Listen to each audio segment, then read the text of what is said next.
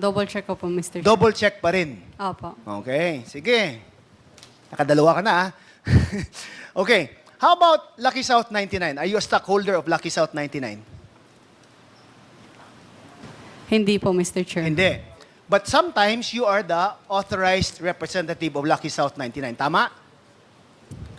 Yes po. Tama. Now, Yes. are you going to maintain that Lucky South 99 and Whirlwind Corporation are two separate and distinct entities?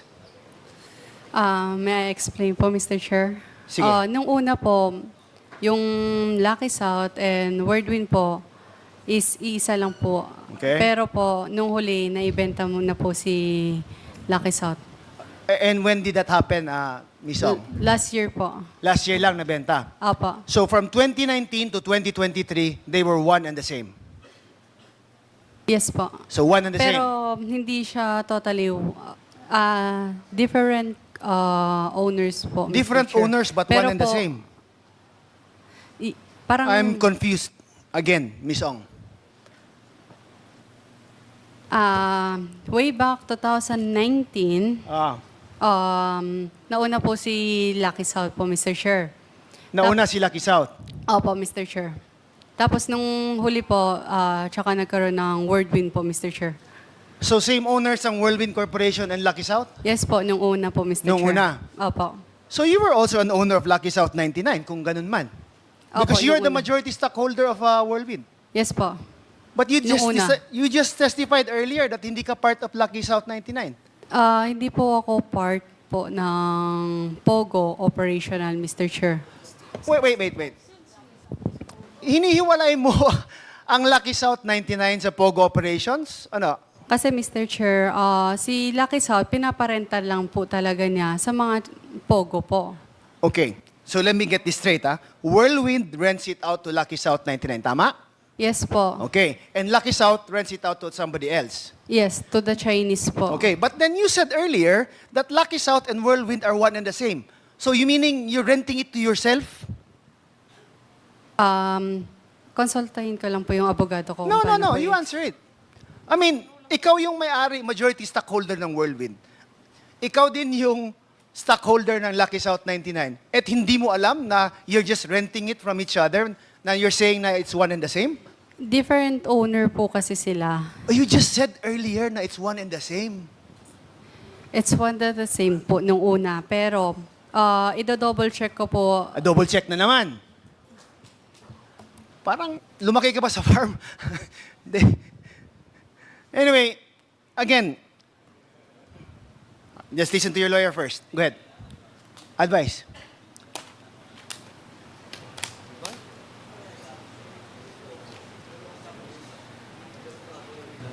Point of order, Mr. Chair. Is the lawyer advising the speaker, or is he dictating the answers? The lawyer is just advising his client of her rights, Your Honor. So please do not coach your client, only advise her of her rights. Thank you. Please proceed, Congressman Keith. Okay, Sandrong, are you ready with your answer po? Sige.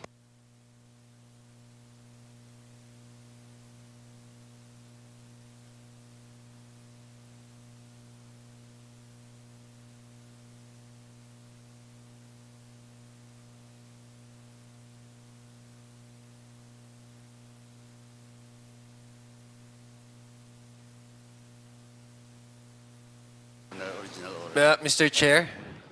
Chair, point of, I guess maybe perhaps a suggestion, Mr. Chair, because we've been here since 9 o'clock in the morning, and I think every time there's a hard question asked of Ms. Ong, she would, before answering, she would consult and double check and consult her lawyer, and it takes time for the lawyer to advise Ms. Ong. Maybe we can set, I think, seconds kasi certain mga 30 seconds or what? Kasi kung ganyan naman po, pag 3 minutes, magtatagal ho tayo dito. And we're not extending that courtesy to all our resource persons. We have to be fair also. So I would suggest, Mr. Chair, We just limit the consultation to 30 seconds. Please limit the consultation to 30 seconds. Okay, please proceed, Congressman Keith. Thank you, Mr. Chair. Sometimes, Ms. Ong, kasi when we make up stories and it becomes more confusing, it makes it more difficult to answer. Mas dali po kasi kung mas simple yung if the facts are straight, then it's also easier to answer it. Now, Ms. Ong, do you remember if Whirlwind Corporation, in putting up those buildings, obtained a loan from any bank? Pwede pakiulit po yung question. Nag-secure ba ng loan ang Whirlwind Corporation sa pagpatayo ng structures na yon from any bank or financial institutions? No po. Wala. So, pera lang ng Whirlwind Corporation. Opo. So, from the estimates of the buildings, Ms. Ong, aabot daw sa estimates ng PAOK ng up to 5 billion ba yun ang sinabi? 5 or 6 billion ang cost ng assessed value ng buildings that were put in. Ang sinasabi mo ba sa committee ito, may ganun na amount, liquid amount, no? Ang Whirlwind Corporation in putting up those structures? Mr. Chair, bali po nung una is kinita lang din po. Tapos, pinatayo lang po yung phase 1 po. Tapos, unti-unti, after kumita ng phase 1, ayun po yung time na Okay. tinayo yung phase 2 po. So kung sinabi mong kumita ng ganun kalaki, I'm sure you will also have taxes to show that this is the income of Whirlwind Corporation. Tama ba ba? We'll double check it po. Double check again. So hindi mo alam kung magkano ang income ng Whirlwind Corporation? Na kumita siya ng ganun nga amount to finance on its own the structures that were built in that place. Hindi ko po kasi sigurado yung amount eh. What are you sure of, Ms. Ong? Ano bang yung alam mo? Being the majority stockholder of Whirlwind Corporation, is there anything na you're sure of? Ang alam ko lang po kasi nung yung total amount, hindi ko po siya sure. Pero basta po, pinarent out ng Whirlwind to them is 500. Okay nga. The computation ni Congressman Johnny kanina, it's about 35 million a month. 35 million a month times 12 months, that's about 350 plus 70, 420 million.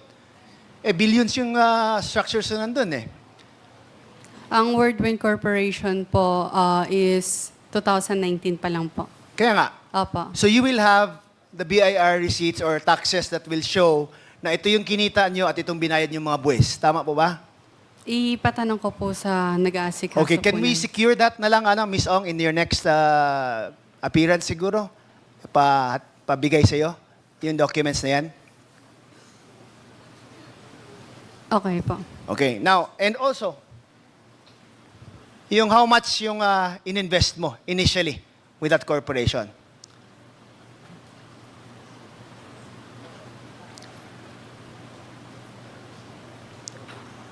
Now, Ms. Ong, I hope you understand na why parang impossible to believe na from your answers kasi na hindi ka sure of this, hindi ka sure of that. No? And I'm sure significant amount yung ininvest mo. Tama po ba? Dito sa corporation na to. Seryosong amount. Opo. Oh, di ba? So now, for someone to invest something like that and not know how the corporation is being run, not know how the corporation is spending their money, not know how much the income is of the corporation, parang nakakaduda eh, na is it really you who is the majority stockholder of that corporation, or are you just acting as a front for somebody else in that corporation? So these questions naturally come into mind because of how you've been giving your answers. No, I hope you understand na next time po, siguro, I know the frustration of some of the members here na wala kaming nakukuhang parang matinong answers from you eh. No, and if somebody would really force the issue and make a motion, I would be more than inclined to support it. Thank you, Mr. Chair. Thank you, Congressman Flores. The next to interpolate is Congressman Paduano. You're recognized.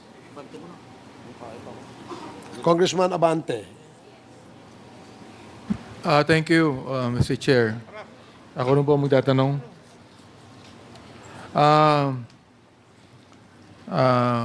Kasi, Mr. Chair, why do you refuse to answer Congressman Pimentel when he asked you about your schooling? Mr. Chair, hindi Why? hindi po kasi ako nakapagtapos. Hindi naman nakakaya, hindi ka nakapagtapos eh. Gusto lang na yung malaman kung saan ka nag-aral. Yun naman ang tanong, di ba? Hindi naman tinanong na kung Yes saan po. ka nagtapos. Ang kitatanong natin, kung saan ka nag-aral. Oh, pwede mo sagutin mo yun? Mr. Chair, marami po akong school na pinag-aralan po. Wala kang school na pinag-aralan o doon ka nag-aral sa China, hindi sa Manila? Kick-out student po ako. Kick out ka. Magaling. I mean, ngayon lang ako nakakita ng hindi nag-aral at kick out na magaling sumagot sa hearing na ito. Ang mga kausap mo, mga congressman, pero ang galing mong sumagot, ang galing mo kami paikutin dito. Ngayon lang ako nakakita, Mr. Chair, ng isang babaeng 24 years old na walang pinag-aralan, drop out, na nakakasagot ng kanyang klaseng sagot sa hearing na ito. Pakisagot mo nga, Miss Casyong.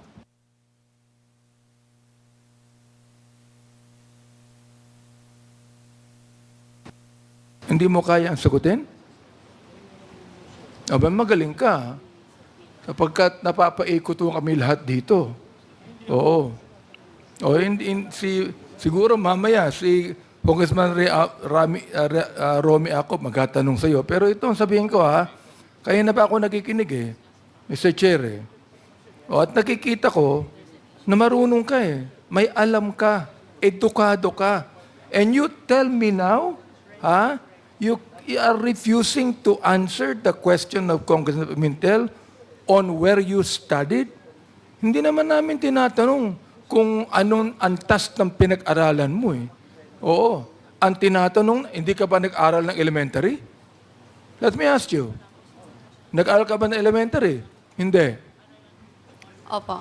Ayun. Sumagot ka din. High school, nag-aral ka. Mr. Chair. Hindi po, Mr. Chair. So, hindi ka nag-high school, elementary lang tapos mo. Elementary lang. Opo. Ay, Mr. Chair, genius to. Genius. Elementary lang ang natapos niya, pero pinapaikot mo si Congressman Dan Fernandez. Elementary nga lang Pinapaikot si Congressman Dan Fernandez. Napapaniwala pa ni Congressman. Hindi, we're trying to be lenient, Mr. Chairman, if I may. We're just trying to be lenient because, yun nga, sinasabi natin, okay naman, nag-waiver na siya Yun nga lang problem, si withdraw And that's the reason why medyo, bakit ganun? Kasi nga, winidraw na namin yung, Tingnan mo di ba? Kanina, nabanggit mo kay Congressman Dan Fernandez. Hindi nabigyan ng lisensya. Narinig ko yun, You were not given a license. Now, what license are you talking about? Nag-email po Mr. Chair, nag-email po si PAGCOR sa email ko dahil ako po yung authorized po. Kaya sa akin po nag-email. Ang sabi po ni PAGCOR po is hindi po sila magbibigay ng lisensya. Or, Sa hindi PAGCOR. siya mag-renew. PAGCOR. Opo, Ang Mr. Chair. PAGCOR, hindi nagbibigay ng lisensya sa mga building. Nagbibigay ng lisensya sa POGO. Di ba? Opo, bali po. Kanina binabanggit mo na wala kang kinalaman sa POGO Mr. Chair, may I explain po? Kahit mag-explain ka, tatanggi mo na naman na involved ka sa POGO Hindi ba? You're going to explain, but you will still insist that you have nothing to do with POGO. Answer me. Magaling ka, genius ka, di ba? Sagutin mo ako. You have nothing to do with POGO, but you applied for a license in PAGCOR, and you were refused a license. What kind of license? PAGCOR is not giving a license for apartments or buildings. They are giving licenses for POGO. What are you applying for? Yes po, Mr. Chair. What are you applying for? Nag-apply po kami for renewal po ng license po. Nang ano? PAGCOR po. Nang ano nga? PAGCOR po. Hindi, nang ano?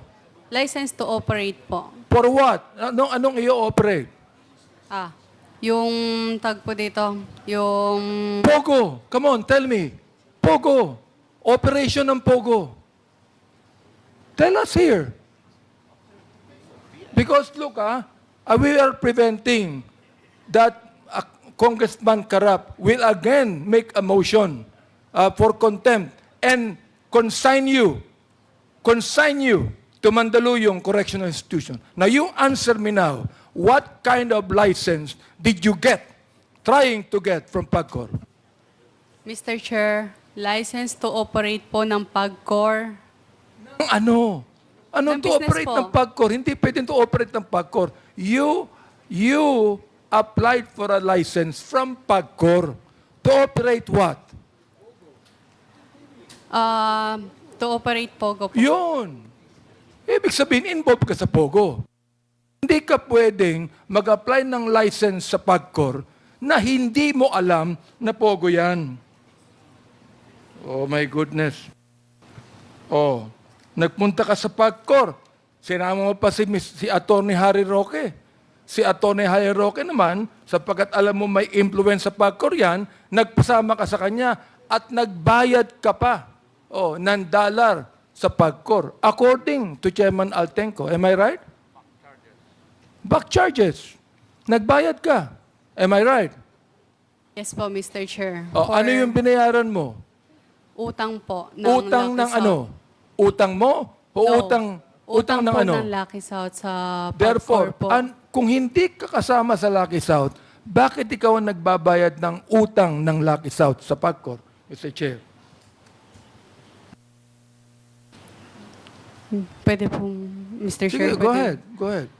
Mr. Chair, authorized representative lamang po ako. Whatever it is, authorized representative ka, utusan ka, pero ikaw ay inutusan ng Lucky South, magbayad ka sa PAGCOR ng back charges sapagkat ikaw mismo ang nag-apply sa PAGCOR ng POGO. Yes or no? Hindi po, Mr. Chair, hindi po ako mismo yung nag-apply sa POGO. Renewal lang nung pumunta Hindi po ba kami. kasama ka ni Atty. Jairo sa Yes PAGCOR? po, for renewal po. Ibig sabihin, ikaw ang nag-renew o nag-apply, whatever it is. Basta napunta ka sa PAGCOR. Am I right? Yes po. Ikaw ang nagbayad. Am I right? Yes po, Mr. Chair. At ang binayaran mo sa PAGCOR, ukol yun sa POGO. Am I right? Yes or no? Huwag kang mag-isinungaling dito. Yes po, Mr. Kahit Chair, genius kasi- ka, hindi mo kayang paikutin.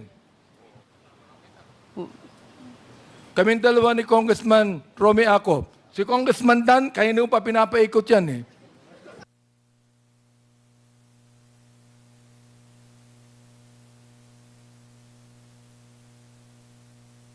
Mr. Chair. Mr. Chairman. Congressman Abante. Alam mo, Mr. Chairman, this is not a laughing Yes, matter. yes, Congressman Dan. No, I just wanted to also to clarify my position is to really to find out yung nalalaman ni Miss Cassandra Ong. Yun lang naman ang intention natin, to find out the truth, to help us ease the problems that we are encountering on trying to link each and every one of those who have perpetrated crimes on this Pogo Hub. And I thought, and we thought, that she'll be cooperating with us. But unfortunately, it seems that she doesn't want to cooperate. I hope, kasi, that you will change your mind. Thank you, Mr. Chair. Noted. I know that Congressman Dan is so kind with beautiful women. Okay, are you done? Mr. Chair, no, Congressman? I'm at the time. I about have Okay, two questions please wrap more. up. Thank you. Yes. Miss Cassie Ong, Mr. Chair, may I ask, do you know Rainier Chu?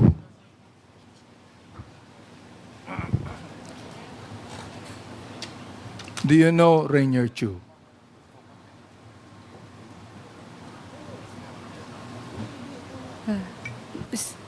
Kilala mo ba si Rainier Chu?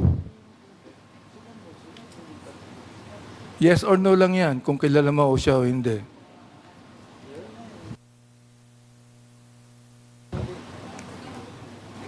Do you refuse to answer if you know? Tanungin natin, Kilala mo ba si Rainier Chu? Mr. Chair, I invoke my right. Ha? I invoke my right to remain silent. No, you cannot invoke your right. That is not, this is not a court. This is a hearing in Congress. Chairman, She invoked her right not Chairman. to answer. Tinatanong kita, kilala mo ba si Rainier Chu? Okay, before that, Congressman Abante, is this a interjection? yes, Mr. Chairman, if the good congressman... Although Abante our will- ground rules does not allow interjections, but the chair will allow you to speak. Thank you, Chairman. Congressman Paduano. Mr. Chairman, matanong ko lang po, that was the advice of your lawyer? No, that's yours. Now, ang ano kasi dito sa House, sa inquiry in aid of legislation, if the question and your answer will be incriminating to you. And what is incriminating to answer yes or no to that question of the Chairman Navante? Wala eh. Wala akong nakitang incriminating. Tinatanong ka pa lang naman kung kilala mo o hindi. O yes or no lang. Pakisagot mo lang, kilala mo ba si Mr. Rainier Chu? Mr. Chair, pwedeng hindi ko po siya sagutin. So parang sinabi mo na rin, nakakilala mo Mr. siya. Chair, Okay. Mr. Chair. Again, sige, Congressman Acop. Attorney, are you advising your client properly? Because according to our rules, the refusal to answer any question which is not incriminatory to the resource persons, he can be cited in contempt. Alam nyo naman po siguro yun. So, kindly advise your lawyer kasi, yeah, May I, Mr. Chair, repeat the question? I just would like Ms. Casiong please to answer me right now and to answer the committee, yes or no. Kilala ba Chair. niya si Rainier Chu? Sapagkat if she will not answer and invoke her right to silence, ibig sabihin, Mr. Chair, kilala niya si Rainier Chu. And I know, Mr. Chair, that she refuses to answer if she knows because there are some sensitive things that she knows about Pogo.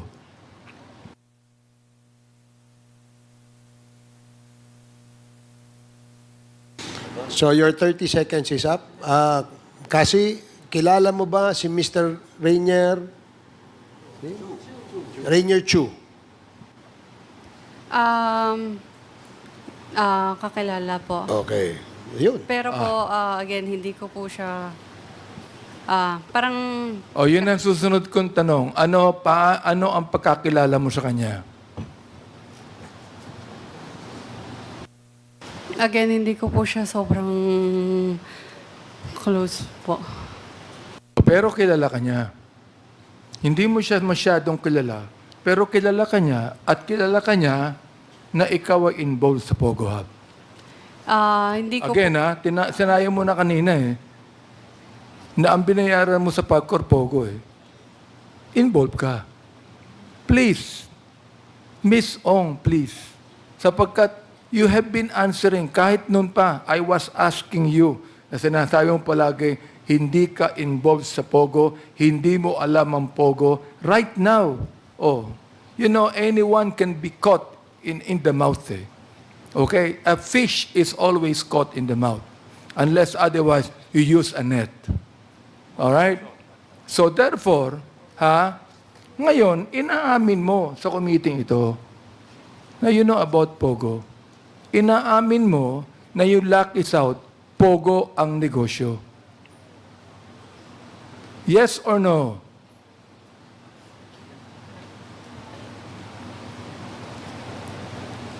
Pwede pa kayo ulit yung question.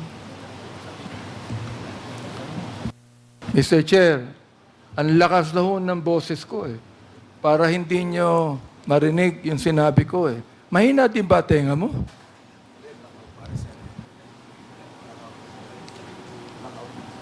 Ang lakas na ng boses ko eh. Uulitin ko pa ba? If I may, Mr. Chair. Congressman Nabante, if I may, just few, Alam mo, kasi, sa tingin ng marami naming mga kasamahan dito, ikaw ay ginamit na dami. Ikaw ay dami ng mga taong nasa likod nitong Pogo. Ang sunod na tanong, ikaw ba alam mo na illegal yung mga ginagawa o hindi? Kaya nga binibigyan ka namin ng pagkakataon. Dahil pwede mo namang sabihin na ginamit ka, na dami ka lang. Hindi ba? Kasi kung sasabihin mo, ipipilit mo na ikaw ay isang investor dyan, baka tanungin namin magkano ininvest mo at hindi ka magsalita, mas mananagot ka sa amin. Pangalawa, saan galing yung pera mo? Diba, sinabi mo kanina, nabanggit mo sa mother mo. Na yung mother mo, I'm sorry to hear that, she passed away already. Pero tatanungin namin, saan galing? Yung mother mo ba, may negosyo? Meron bang binabayad na buwis? Magkano bang naipon ng mother mo? Gusto mo bang umabot tayo sa ganun? Kaya alam mo, yung mga tanong na tinatanong ng mga kasamahan namin dito, kasi kami alam na namin na ikaw ay ginamit lang eh. Ikaw ay dami ka lang dito. At merong mga tao na sa likod nito na hindi mo mabanggit for some reason. No, for some reason, hindi mo mabanggit kasi maaaring malapit sa'yo, o hindi kaya ay kamag-anak mo, o hindi kaya ay boyfriend mo, o hindi kaya ay siya yung pilit mong tinatago sa amin. Di ba? Anong masasabi mo kasi? Sa lahat po ng question na po, hindi po ako dami. So, investor ka. Yes po. So, sige. Mr. Chair. Investor po ng ano? Mr. Chair, again po, Wordwin po.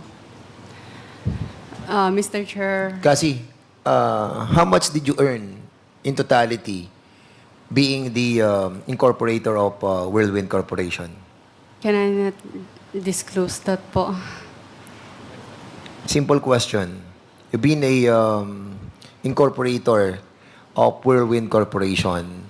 Kung ikaw ay incorporator, siyempre, at least alam mo kung magkano. Sabihin na lang natin, nung nag-start ka sa Whirlwind Corporation, nung 2019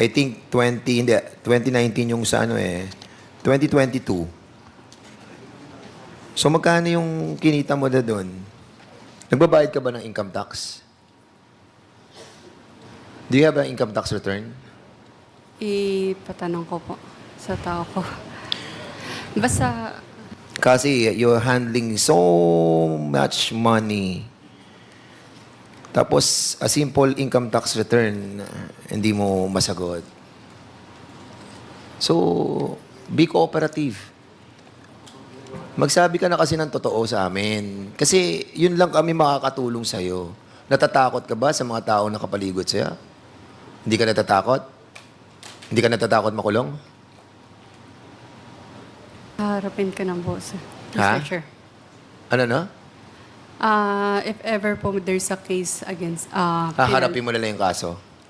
Opo. So in other words, you don't want to be protected by being cooperative to this committee, and you will face the music with the court. Is that what you're trying to say? Ay, ibig sabihin, mas gugustuhin mo pang harapin talaga yung kaso mo sa korte kaysa bigyan ka namin ng pagkakataon na maging parte ng aming pinaglalaban dito sa Quad Committee ito na mag-cooperate ka. sa aming investigasyon. So, in other words, you will not be you will not be cooperating anymore by naming names. Yun lang naman hinihingi namin sa'yo kasi mga pangalan Wala po ako may bibigay na pangalan, Mr. Chair. Mr. Chair, Sige, Mr. Chair, Congressman Abante. I'd like to make a motion that we invite Mr. Rainer Chu in this hearing, Mr. Chair. I so move. There is a motion to invite Mr. Rainier Chu. Any second? Second, Mr. Chair. Duly seconded. No objections. Hearing no objections, the motion is carried. Comsec, Okay, Mr. Chair, isa na lang tanong, no?